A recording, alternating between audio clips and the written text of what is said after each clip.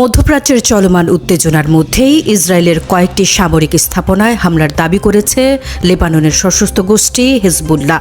কাতার ভিত্তিক সংবাদ মাধ্যম আল জাজিরা এর এক প্রতিবেদনে বলা হয়েছে, মঙ্গলবার ভোরে ইসরায়েলের সাফেদ শহরের পূর্বে অবস্থিত গিভা ড্রোন নিয়ন্ত্রণ ঘাঁটিকে লক্ষ্য করে ক্ষেপণাস্ত্র হামলা চালায় হিজবুল্লাহ। একই সময়ে সীমান্তের কাছে অবস্থিত ইফতা ব্যারাকেও রকেট নিক্ষেপ করা হয় বলে দাবি করেছে গোষ্ঠীটি।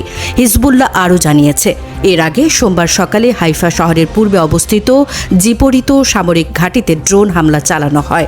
এরপর সোমবার সন্ধ্যায় তেল আবিবের কাছে অবস্থিত তেল হাসমের সামরিক ঘাঁটিতেও ক্ষেপণাস্ত্র হামলা চালানোর দাবি করেছে সংগঠনটি। বিশ্লেষকদের মতে এই ধারাবাহিক হামলা ইসরায়েল ও লেবানন সীমান্তে চলমান উত্তেজনাকে আরও বাড়িয়ে দিতে পারে।